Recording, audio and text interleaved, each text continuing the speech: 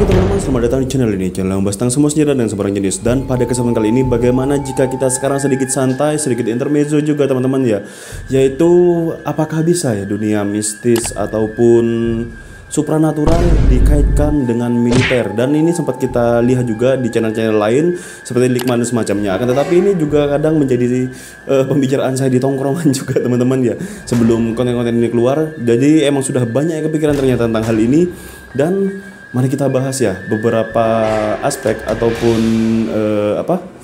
kejadian-kejadian ataupun jenis-jenis hantu di Indonesia ini yang kemungkinan besar bisa membantu dalam bidang kemiliteran kalau memang benar teman-teman ya.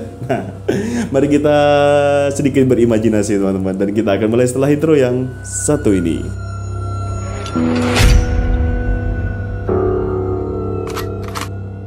Dan oke teman-teman, sekarang di sini saya tertarik dengan Banaspati yang pertama.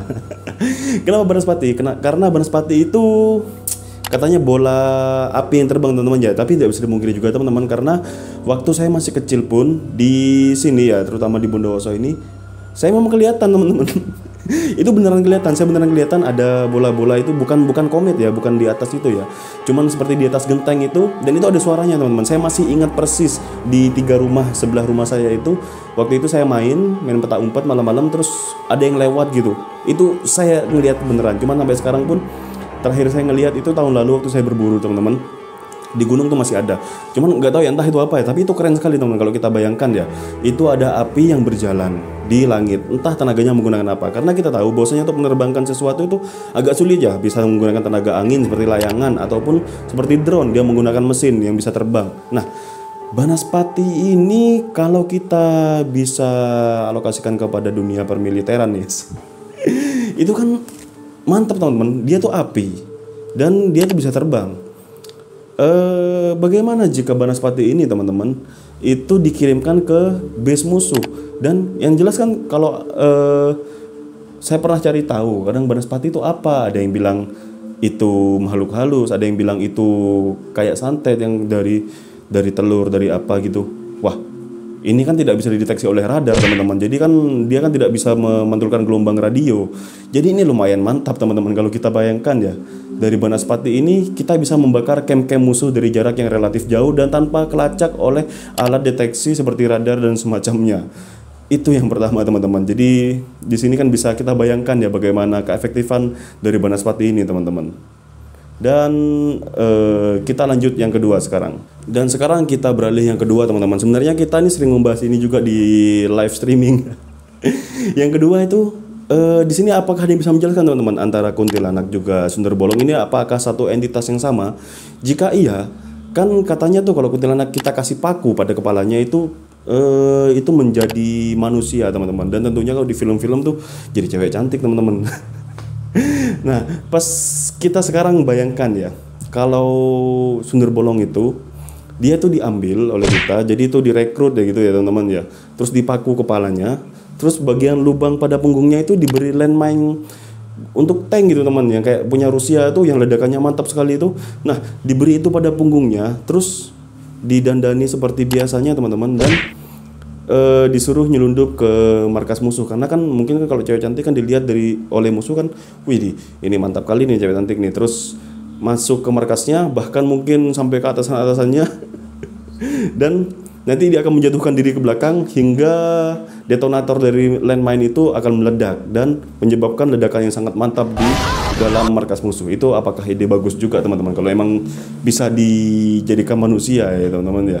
Nanti kan copot sendiri pakunya, dia kan akan menjadi hantu lagi, dan dia tuh bisa balik teman-teman, balik ke markas kita lagi untuk di repeat lagi. Ntar bayarnya bisa pakai bunga atau pakai melati atau pakai apalah gitulah teman-teman.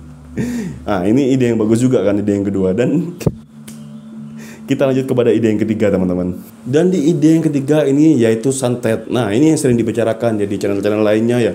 Santet kalau di dunia militer bisa terbukti. Jadi kan kita kan nggak perlu mengembangkan teknologi yang sangat tinggi ataupun menyuruh sniper ke sana sini untuk bekerja dengan sangat hati-hati teman-teman ya. Karena santet ini kita bisa membuat musuh dari jarak jauh itu keluar paku. Nah, itu yang sering dibicarakan. Tapi gimana kalau kita melencengkan sedikit, yaitu intermezzonya itu bagaimana kalau santet ini kita santetkan kepada kambing, teman-teman. Nah, kambing, kenapa kok kambing? Nah, jadi di medan perang itu waktu berperang, nah, kambing itu kan ada santet yang bisa mengeluarkan paku dari perutnya. Nah, kambing itu, teman-teman, ditulis wetonnya berapa dan semacamnya mungkin ya, terus kambing itu disantet dan nanti isi peluru, teman-teman, di perutnya. Jadi kan kita kan nggak akan kekurangan amunisi, nggak perlu manggil tim logistik ataupun semacamnya, tinggal dibedah saja kambingnya, sekalian nanti dagingnya dimakan, teman-teman ya, terus diambil amunisinya. Dan untuk prajuritnya kan bisa dicatat tuh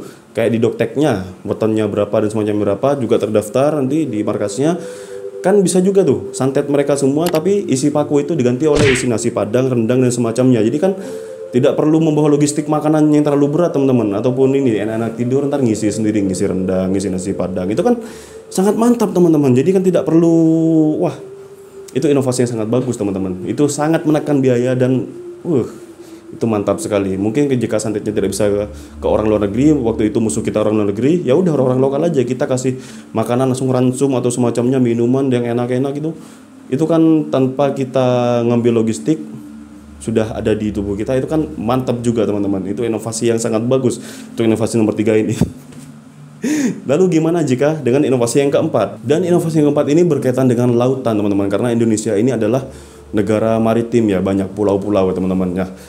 Bagaimana jika kita mengandalkan Ratu Selatan, teman-teman? Nah, di sana kan kita tuh bisa ini, teman-teman, melihat kalau pendaki itu ada yang muter-muter di gunung karena disesatkan atau jalannya sama lagi. Termasuk saya juga pernah mengalami ya kalau itu ya. Waktu saya mendaki saya juga pernah mengalami melewati tempat yang sama sebanyak beberapa kali. Nah, ini versi laut, teman-teman. Versi laut itu untuk perang gerilya itu bisa, untuk yang daratan. Tapi ini versi lautnya kan karena kita akan datang kayak gitu dari laut, teman-teman. Nah, bagaimana jika kapal selam itu juga dinyasarkan, dimasukkan ke portal gaib, dinyasarkan kemana gitu, teman-teman? Atau dia jauh-jauh sudah ya dari barat sana masuk portal gaib, keluarnya di barat lagi. Kan capek juga mereka, teman-teman. Mereka akan frustasi dan juga diarahkan ke tempat-tempat yang lumayan berbahaya atau gimana. Itu kan bisa juga, teman-teman. Jadi kita hanya perlu memberi sesajen dan semacamnya, dan untuk bekerja sama. Dan bisa jadi kan diangkat juga di sana, teman-teman. Nah, itu untuk inovasi yang keempat. Sekarang inovasi yang terakhir ya. Ini kalau kita seru bahas seperti ini dan request teman-teman di kolom komentar dan semacamnya, bisa request aja, ntar kita bahas ya. Ini inovasi terakhir ini adalah kita bahas bagaimana dengan Doktek. Teman-teman tahu Doktek kan, yang seperti saya pakai ini. Nah, Doktek ini kan berisikan informasi, teman-teman. Nah, informasi seperti nama, golongan darah, kelahiran atau asalnya atau agama dan semacamnya. Nah, dari Doktek ini, teman-teman, bagaimana jika Doktek ini diganti oleh Doktek Raja? Nah, Raja itu kita kan bisa kebal peluru, bisa kebal terhadap tusukan dan semacamnya. Kan lumayan, teman-teman, dibawa kemana-mana. Kan ada 2 nih biasanya Doktek nih, ada 2 tag nih.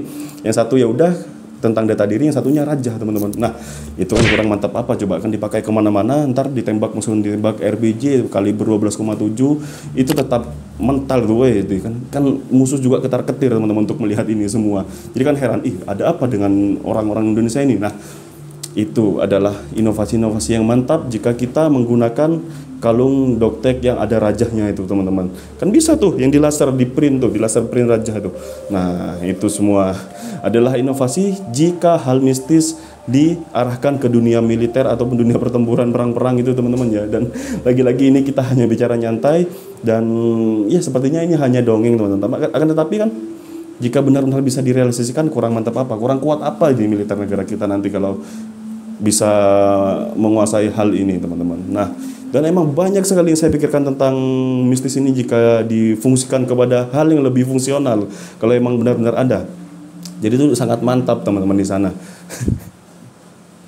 ya itu inovasi yang mantap. Jadi itu juga cukup 5 inovasi yang sudah saya sebutkan aja ya. Ntar kalau ini seru kita tambah lagi inovasinya, karena banyak sekali yang saya pikirkan, teman-teman. Bagaimana menurut pendapat teman-teman? Silahkan tulis di kolom komentar ya jika ada pendapat-pendapat yang lebih gila lagi dari pendapat saya atau semacamnya, tulis aja, kita diskusi di kolom komentar. Dan lagi-lagi ini just for fun, teman-teman ya.